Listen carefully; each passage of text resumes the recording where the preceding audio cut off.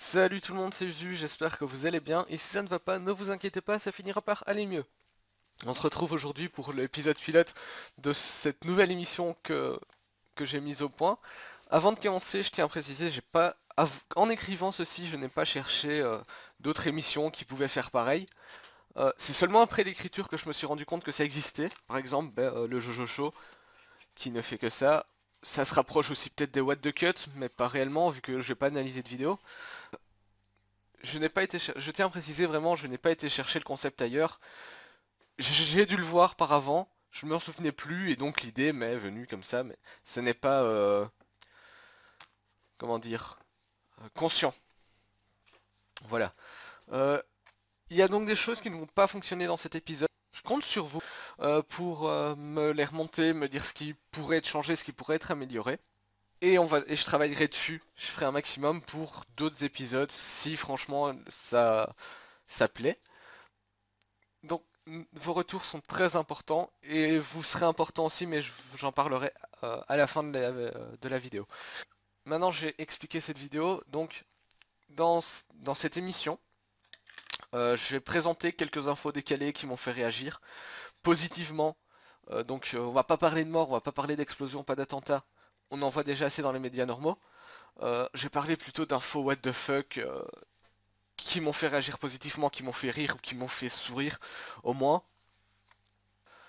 Et j'essaierai de discuter un peu à propos de ces informations et de rebondir de ces informations sur d'autres choses, par exemple, si c'est possible. Personne dans le monde ne marche du même pas. Et même si la terre est ronde, on ne se rencontre pas. Les apparences et les préférences ont trop d'importance. Acceptons les différences, c'est vrai. Trop de tout, tu sais. Trop de tout, c'est vrai. Trop de tout pour faire un monde. Pour commencer, nous parlerons d'ivresse. Donc, le 22 février, dans les médias belges, vu que je suis belge, je lis les médias belges, j'ai pu voir le titre suivant: Ivre, il parcourt 4 stations de prémétro avant de s'arrêter à la gare du Midi. Donc ça se passe à Bruxelles. Une station de prémétro, c'est une station de tram souterraine. Donc ça se rapproche d'un métro, mais il y a une partie aérienne. Euh, c'est un homme au volant de son 4x4 qui s'est retrouvé à rouler sur les rails pendant 4 stations, donc sur une liste parcourant 4 stations de prémétro plus la gare du Midi. Donc arrivant à la gare du Midi, le parcours faisait 1,8 km. Et première chose qui a été faite, une fois qu'il s'est arrêté, la police est appelée, les voies sont fermées pour éviter qu'il y ait des accidents. Et l'homme, une fois que la police arrive, l'homme sort et, euh, et test d'alcoolémie. Le premier jour, directement dans les médias, cette info, ce qui se passe, directement il est affiché comme une personne ivre qui fait n'importe quoi. Le lendemain, on apprend que en fait son taux d'alcoolémie était de 0,9, donc c'était pas vraiment quelque chose de violent. Et oui, il avait bu quelques verres, mais pas au point d'être totalement ivre et de se faire n'importe quoi.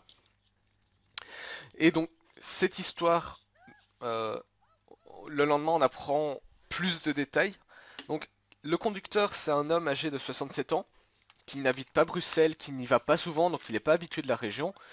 La visibilité est très mauvaise, apparemment, selon le conducteur. Et il a suivi son GPS à la lettre. Peut-être pas ce qu'il fallait faire. Quand son GPS lui dit de tourner immédiatement, donc je sais plus si c'est à droite ou à gauche, euh, la personne tourne immédiatement et il fait pas attention là où il va. Et au bout d'un moment, il rentre dans le tunnel et il se dit tiens, ça fait un bruit bizarre. Et il se rend compte en fait qu'il est dans le tunnel du tram. Euh, Qu'est-ce qui se passe dans le tunnel de tram? Il y a des trams. Donc pris de panique, il va décider de continuer, d'aller le plus vite pour éviter d'avoir un accident, de continuer jusqu'à une sortie. Et il continue, la suite on la connaît, il traverse les 4 stations, il arrive à la gare du Midi. C'est sa destination finale, il pouvait plus avancer. Donc première chose qu'on peut remarquer sur cette information, les médias sont putaclic. Directement, ils se jettent sur cette nouvelle tel des charognes. Euh, c'est ignoble, enfin je trouve ça ignoble, on peut pas vraiment appeler ça des journalistes, ceux qui font ça, mais bon, c'est mon avis, vous aurez peut-être votre avis là-dessus. Et on en reviendra dessus aussi sur les médias qui font du putaclic ou qui écrivent n'importe quoi et qu'on ne peut pas réellement considérer, en tout cas que je ne peux pas considérer comme journaliste. Ce sera la suite. Donc, à la suite de la lecture de cet article, ça m'a quand même fait rire. Même si c'était n'importe quoi, ça m'a fait rire. Et je me suis dit, tiens, j'ai cherché d'autres articles, parce que j'avais vu que ça existait, c'était fréquent, des personnes ivres qui font des choses totalement stupides. Et donc je me dis, tiens, j'ai cherché quelques titres qui me font rire, et il y en a quelques-uns qui m'ont bien fait rire. Et j'en ai repéré 5. 5 qui m'ont fait au moins sourire ou qui m'ont fait rire parce que j'imagine en plus la situation. C'est pas simplement le titre, c'est que dans ma tête je vois la situation, essayez de vous imaginer ce qui se passe quand je vais lire le titre.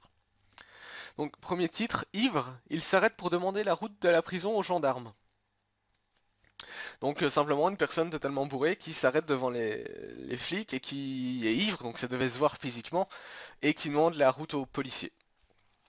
Directement il se fait repérer, pas très intelligent. Ensuite, ivre, il prend la fuite en tracteur. Donc vous imaginez, les tracteurs, c'est pas des Ferrari, ça va pas hyper vite. Et l'homme dit que la meilleure chose à faire pour s'échapper d'une arrestation potentielle, de la perte de son permis ou de son retrait temporaire de permis, etc., c'est de s'échapper en tracteur.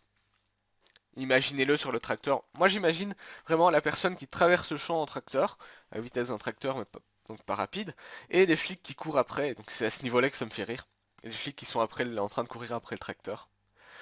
Ensuite, pour la troisième info, nous avons ivre, il se coince dans un sèche-linge.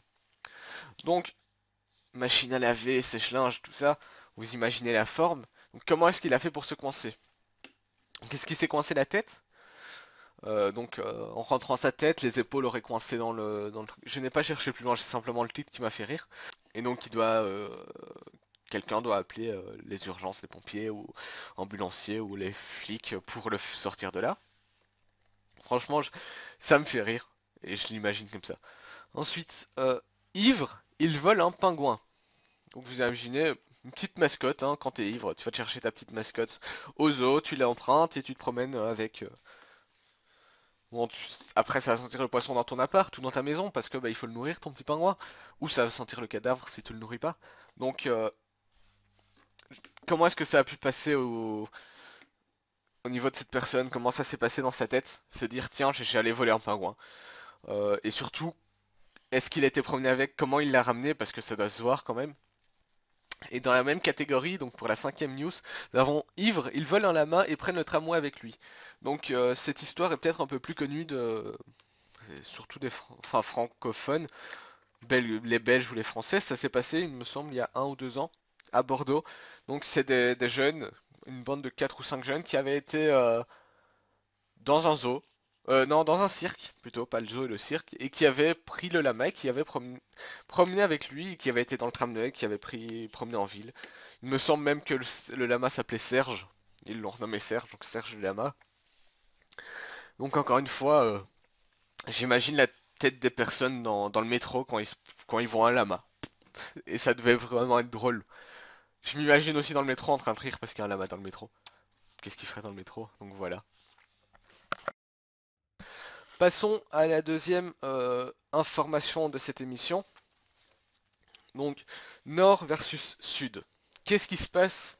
Qu'est-ce qui se cache derrière ce titre? Alors, on va encore parler de médias. Encore en Belgique. En Belgique, on a un grand journal, on va appeler ça un grand journal entre guillemets, qui est nommé Sudpref. En fait, c'est un groupe qui est divisé par région francophone, par province. Euh, Et le gérant de tous ces petits journaux de chaque province, c'est Sudpresse. Euh, Certaines personnes, et il y en a de plus en plus, ne sont pas d'accord avec les articles publiés par Sudpresse.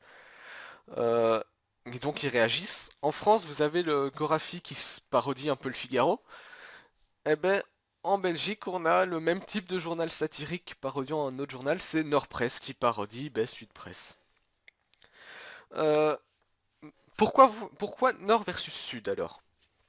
Parce qu'il y a un bras de fer qui se fait, enfin, comment dire, ils s'attaquent, mais réellement en justice, donc on va en venir.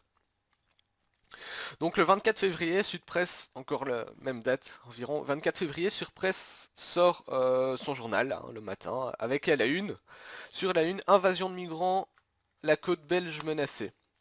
Donc ce titre vient faire suite à l'annonce du démantèlement d'une partie de la jungle de Calais. Donc, donc des risques que certains migrants viennent se déplacer sur la côte belge pour attendre de rejoindre l'Angleterre, etc. On va pas revenir là-dessus. J'ai dit on va éviter de sujets un peu dont on entend parler partout. Mais je parle de ça parce que c'est drôle derrière. Dans le même journal, donc après la une du Côte belge menacé, invasion de migrants, tout ça, donc qui fait un peu incitation à la haine et racisme, etc. Nous avions un article écrit par une journaliste qui révélait le lieu de travail des parents d'un kamikaze de Paris du 13 novembre. Donc oui, encore une nouvelle chiante. Bref, la personne n'a rien à voir avec. Un pauvre commerçant qui se fait afficher comme ça dans le journal. Donc, première chose que Nordpress fait, pas du tout d'accord. Je suis d'accord avec Nordpress, ça se fait pas. Première chose qui se fait le jour même de ce journal, donc le 24. Nordpress publie son article, donc c'est sur leur site eux qui le font, c'est pas sur du papier, qui donne l'adresse de, de la journaliste qui a écrit l'article sur la personne. Donc la journaliste qui a écrit ce torchon habite à telle adresse. Il y a eu des menaces de plainte de la part de Sud-Presse à Nord-Presse, etc. Bref, ça a commencé à partir un peu en cacahuète. Et quelques jours plus tard, j'ai pas la date, un des auteurs de Nord-Presse, Vincent Flibustier, c'est son pseudo, c'est pas son vrai nom, c'est son pseudonyme, euh, va au bureau de police de sa ville et porte plainte contre Sud-Presse pour incitation à la haine et racisme, il me semble. Et il demande également la veille au soir, donc la veille au soir avant de porter plainte, il publie un article sur leur site, comme quoi il demande au maximum de personnes d'aller faire la même chose, de prendre la même démarche, de porter plainte contre Sud-Presse. Résultat des courses, plusieurs dizaines de plaintes sont enregistrées auprès de la police et plus de 500 plaintes sont enregistrées au comité de déontologie du journalisme. C'est un regroupement de journalistes et de personnes qui travaillent dans le journalisme qui analysent certains trucs quand il y a des plaintes. Et c'est une des plus grosses, un des plus grands nombres de plaintes qu'il y a eu plus de 500 plaintes à l'heure où j'ai vu les informations. Ça passe à la TV, après Sud Presse a porté plainte contre notre presse. Pour le moment, je n'en sais pas plus. Si j'en apprends plus, je vous le communiquerai dans les prochaines vidéos, ou même dans une vidéo Let's Play Sport ou Star Wars. Je ferai une petite... je l'annoncerai vite, mais pour le moment, rien de plus. Donc, il y a les procédures judiciaires qui vont s'entamer, etc. Mais vous serez tenu au courant si j'en apprends plus, ou allez vous renseigner également. Vous verrez, Nordpress c'est très drôle, avec des articles totalement... C'est gros, et plus c'est gros, plus les gens vont y croire. Donc allez-y. Je vous invite, je suis pas en partenariat avec Nordpress, mais ça me fait extrêmement rire leurs articles, et donc voilà. Passons à la troisième partie, donc c'est la dernière partie de cette vidéo. Pour le moment, ici dans cette vidéo, je me suis fixé 3 parties. Peut-être que dans une autre j'en aurai 2 et dans une autre j'en aurai 5. Ça dépendra vraiment de ce que je trouve. Et cette partie serait vraiment très courte parce que j'ai rien à dire dessus, sauf que c'est très bizarre. Donc on va parler de mode totalement what the fuck. Donc sans trop donner d'explications, je vais vous parler de quelque chose qui je trouve particulier et horriblement laid. Franchement je trouve ça laid, pas différent, non, laid. Même style que les chaussures à néon. C'est les ongles fourrure. Alors, j'essaierai de vous afficher des images, les pires ongles fourrure que j'ai pu trouver, parce que il y en a ça passe, il y en a c'est discret, mais il y en a ils sont moches, totalement. Donc, je sais pas comment vous trouvez ça. N'hésitez pas à en le dire dans les commentaires. Et l'autre mode what the fuck dont j'ai entendu parler et qui me fait totalement rire, et je trouve ça génial et je le ferais si j'avais les cheveux pour le faire, c'est la coupe de cheveux corne de licorne. Donc, j'essaierai également de vous afficher quelques images. La personne qui se coiffe, l'animal ou la personne, hein, même des animaux l'ont fait, prennent leurs cheveux, ils les tordent, un peu de gel, etc. Et ils se font une corne de licorne dans les cheveux, parfois avec un peu de coloration dessus, temporaire ou sûrement temporaire pour certains en tout cas. Et donc ils ont leur corne de licorne dans les cheveux. Donc personnellement, la coupe de cheveux licorne, si j'avais des cheveux, j'en ferais une belle longue corne sur mon crâne parce que ça me fait totalement rire. Et voilà, ça doit être drôle de se promener comme ça dans la rue. Les ongles fourrure, si je mettais des ongles, des faux ongles en gel, etc., je ne le ferais pas, c'est totalement laid. Maintenant, j'aimerais savoir, vous, qu'est-ce que vous feriez? Est-ce que vous feriez votre coupe licorne ou est-ce que vous feriez les ongles en poil? À vous de me le dire. Argumentez également pourquoi est-ce que vous le feriez ou vous ne feriez pas. Et on pourra discuter dans les commentaires à propos de ça, qui sait. Vous pourriez me faire changer d'avis. Donc nous arrivons à la fin de la vidéo. Dans la description, j'essaierai de mettre les liens des articles. J'y penserai, promis, de mettre les liens des articles que j'ai consultés, des pages que j'ai consultées, en tout cas celles où j'ai trouvé le plus d'informations. Concernant chaque partie, donc celui sur la personne ivre, celui où j'ai trouvé les titres sur les personnes ivres également. Le nord vers le sud, non, il n'y a pas vraiment d'article. Vous pourrez aller voir sur les sites de Nord Presse ou dans les médias parce que ça passe un peu dans tous les médias belges. Donc si vous voulez chercher, je vous laisserai un peu chercher. Et les modes what the fuck, je vous présenterai les sites où j'ai trouvé quelques images que j'aurais affichées. Donc n'hésitez pas à aller le voir. N'hésitez pas à laisser un commentaire pour améliorer le concept de l'émission. Parce que comme je vous l'ai dit, c'est une émission, je n'ai pas cherché ailleurs, donc il y a des choses à changer. Donc n'hésitez pas à le dire, critique constructive pour que ça s'améliore et qu'on fasse d'autres épisodes. Euh, Également proposer des idées d'articles si vous avez trouvé un article récent ou ancien qui vous a fait rire ou sourire. N'hésitez pas à le mettre soit en commentaire, soit envoyez-moi un message. Et si ça me fait rire ou sourire, ou même si j'arrive à le placer parce que ça se place bien, euh, je le ferai avec plaisir et je vous citerai également dedans. Donc sur ce, merci tout le monde d'avoir regardé. Laissez un pouce bleu si vous avez aimé, un pouce rouge si vous n'avez pas aimé. Laissez vos commentaires, je les lirai avec plaisir et je répondrai avec plaisir. Et on se retrouve la prochaine fois.